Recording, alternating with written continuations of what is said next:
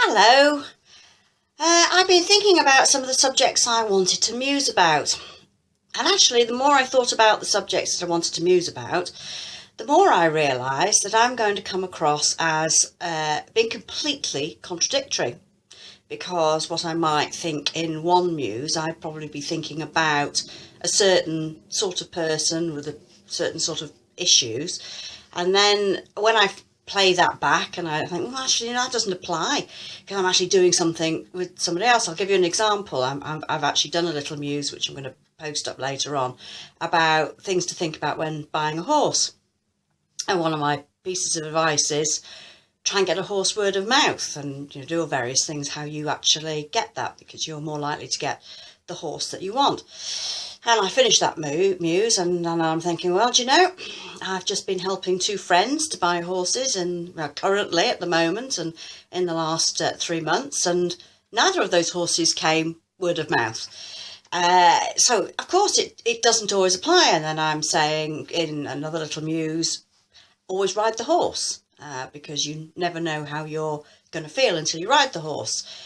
But in both cases that we've been looking for horses, we've gone there, we've looked at each other and we haven't ridden the horse. So I'm contradicting myself all the time. And I think that's part of the problem with advice. Actually, a lot of the advice that people get when they've got horses, it's good advice. It's very rarely is actually completely rubbish advice. Unless we're talking about some of the mad internet forum stuff, and I have done a muse on that as well. And that's part of the problem, I think. I think that if you're not confident yourself about what you do and you don't want, and how you do and you don't want, you can get completely bamboozled by it. And you can go to somebody like me, and I will give you the benefit of the experiences I've had. But actually, that might not work for you. It may be completely different. And so it's really hard. What do? Do you not give advice? Do you not seek advice? And I'm trying to think, why does it all seem so much harder now than it used to be? I know I'm always harping on about, in my day it was like this, but I'm drawing on my own experiences. And when I listen to, first-time horse owners in particular, I'm not really talking about experienced horse owners here. Experienced horse owners are not going to, they're gonna perhaps hopefully watch this video diary with interest, but then probably they're not going to be watching it because they need help and advice. When I offer help and advice, I'm really doing that for people who have come to horses late. They perhaps have bought or want to buy their first horse in their 30s and their 40s, or they own their first horse in their 30s and 40s.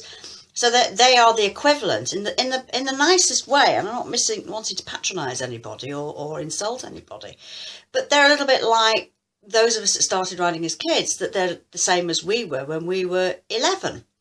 And I think possibly the difference is that when you're 10 and 11 or younger, you've either got parents who are horsey and they basically tell you what to do and you learn from your mum's knee.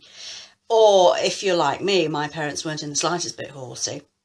You had people around you who sort of took you under their wing a little bit. And at the age of 11, you were perfectly happy to be taken under somebody's wing who was that much older and who said, oh yes, okay, Lisa, you're having a problem here, this is how I can sort it out. And there's no two ways about it, that had I had my first pony, which didn't really work for me for all sorts of reasons, but if I'd have been completely on my own without other girls who lived close round me, I would have probably given up then, because I would have been completely stuck. But I had other people around me who were able to give me a hand.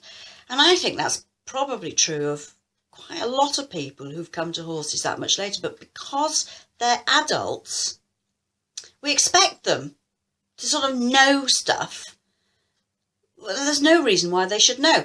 So, of course, when I'm giving advice I'm thinking of people like this, people who've perhaps come to me in the past who've hit problems. I'm not really talking about people who are adults who've had 2 or 3 horses, because I think the advice is always different there, or their experiences are different. I mean, so for example, if I'm talking about ride your horse more, I'm talking about somebody who's got a problem because they're not riding enough.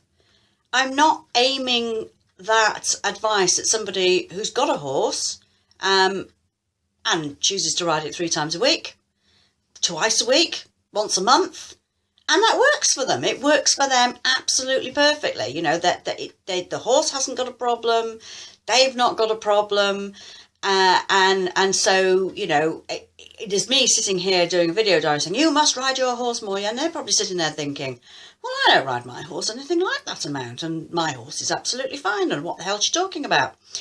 So it is quite difficult because it is a generalisation. And when and people like me are musing about things and, you know, asking questions and offering advice, it's to people who have got a problem.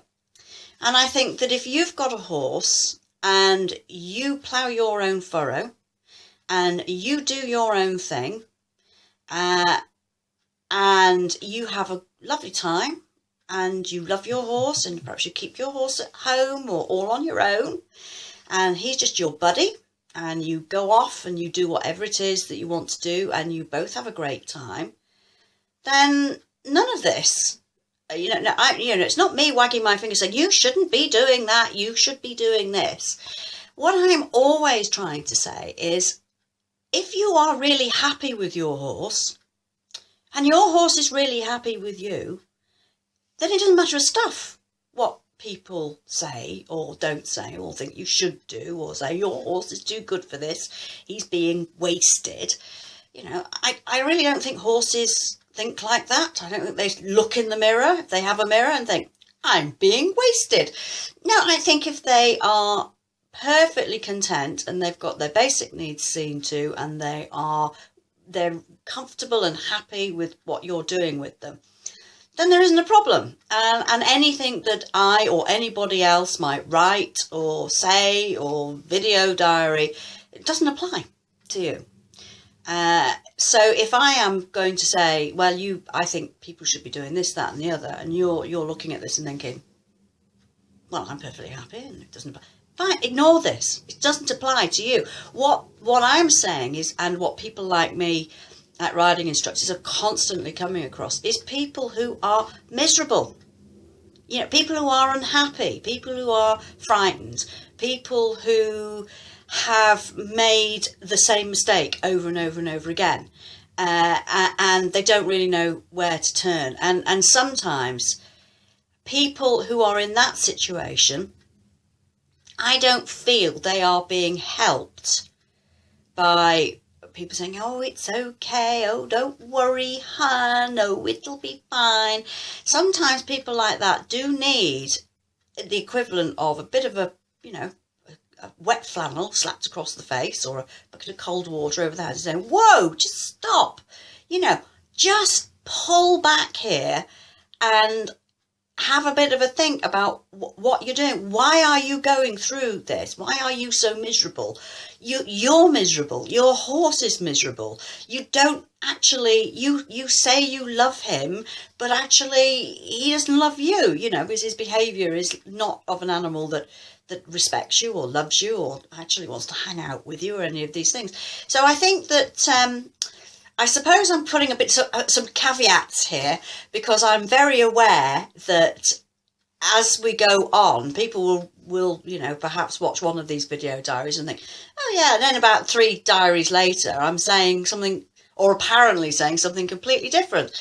And I'm not really. It's I've got somebody in mind, or I've got a group of people in mind when I'm thinking about that, and it is all a generalisation. And of course, people's individual likes and dislikes, and what works for them, what doesn't work for them, is all completely different. So I'm going to put this up, I think, fairly early, so that people know that if I'm musing about something, I am not actually saying what I think is right and what you do is wrong, because if you're happy and your horse is happy, then it's right for you. Speak to you soon. Bye.